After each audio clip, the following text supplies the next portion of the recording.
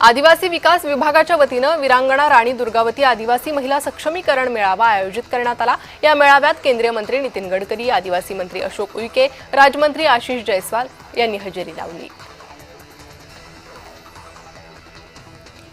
हिंगोलीत आदिवासी विद्यार्थ्यांच्या महाभरती मेळाव्यासाठी मागील 23 दिवसांपासून जिल्हाधिकारी कार्यालयासमोर साखळी उपोषण चालू आहे। SC/STच्या 12,000 विद्यार्थ्यांचा जागेचा अनुशेष भरणा शासनाने तत्काळ काढावा यासह इतरही मागण्यांसाठी हे आंदोलन सुरू आहे।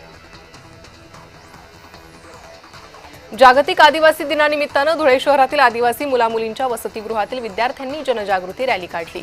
यावेळी पारंपरिक वेशभूषेत विद्यार्थ्यांकडून आदिवासी समाजाचे संवर्धन संगोपन करण्याचा संदेश देण्यात आला। नाशिकच्या वडनेर दुमाला गावात बिबट्याच्या हल्ल्यात एका 3 वर्षीय चिमुकल्याचा मृत्यू झाला। रक्षाबंधनाच्या दिवशीच 9 वर्षीय बहिणीने मृत भावाच्या हातावर राखी बांधून त्याला निरोप दिलाय। या घटनेवर सर्व गाव हळहळ व्यक्त करत आहे। खुराड्यातील कोंबड्यांवर डल्ला मारण्यासाठी आलेला बिबट्या सीसीटीव्हीत कैद झालाय। नाशिकच्या कळवण तालुक्यातील मोख भगणगी येथे ही घटना घडली असून परिसरातील नागरिकांमध्ये दहशत निर्माण झाली आहे, तर पिंजरा लावण्याची मागणी शेतकऱ्यांनी केली आहे। भंडारा नगर परिषदेच्या इमारतीच्या मुख्य दरवाजा शेजारी दारूच्या रिकाम्या बाटल्या आढळून आल्याने नागरिकांमध्ये संतापाची लाट उसळली। या प्रकारामुळे नगर परिषद प्रशासनाच्या कार्यपद्धतीवर गंभीर प्रश्नचिन्ह निर्माण झालंय। मुख्याधिकाऱ्यांचेही याकडे दुर्लक्ष होत असल्याची टीका होत असून या प्रकरणी तातडीने चौकशी करून दोषींवर कारवाई करण्याची मागणी होते। हिंगोली जिल्हा परिषदेत पवित्र पोर्टल मार्फत शिक्षण सेवक पदी निवड होऊनही एकाही महिलेला अद्याप नियुक्ती मिळाली नसल्याचं समोर आलंय।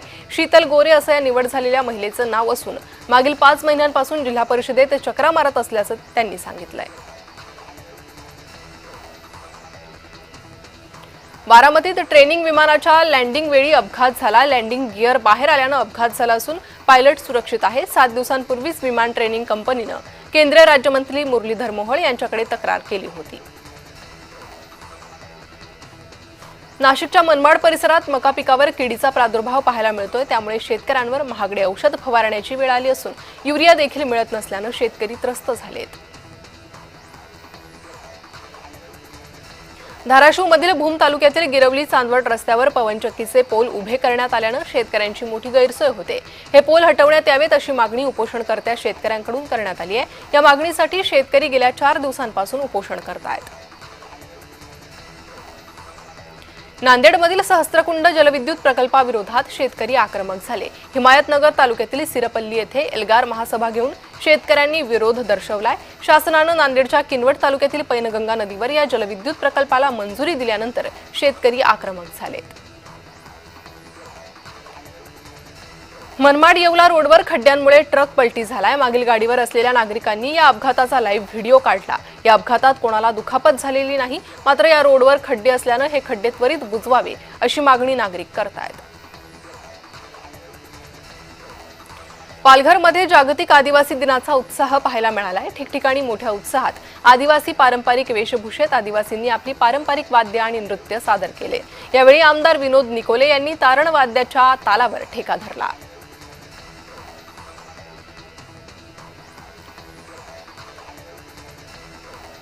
बीडच्या धारूर तालुक्यातील सारदरी येथे जागृत हनुमान मंदिरात यात्रा उत्सव संपन्न झाला। यावेळी हजारो भाविकांनी गर्दी केली होती। कीर्तनकार रोहिणी परांजपे यांच्या हरिकीर्तनानंतर भाविकांनी महाप्रसादाचा लाभ घेतला। धुळ्याचे पालकमंत्री जयकुमार रावल यांच्याच मतदारसंघात शिंदखेडा ग्रामीण रुग्णालयाच्या इमारतीला गळती लागली आहे। रुग्णालयातील वॉर्डमध्ये गळती लागल्याने रुग्णांना नाहक त्रास सहन करावा लागतोय। मंत्री महोदय, मतदारसंघातील विकास कामांकडे लक्ष द्या असं धुळेकर म्हणू लागलेत। धुळे जिल्ह्यातील शिंदखेडा तालुक्यामधील बुराई नदी पुलावर ट्रक चालकाचा ताबा सुटल्याने वाहन कठडे तोडून पुलाच्या खाली गेलं। चालकाने बाहेर उडी घेतल्याने जीवितहानी टळली आहे, तरी ट्रकचं मात्र मोठं नुकसान झालंय। तत्काळ सार्वजनिक बांधकाम विभागाने गतिरोधक टाकावे अशी मागणी नागरिक करतायत।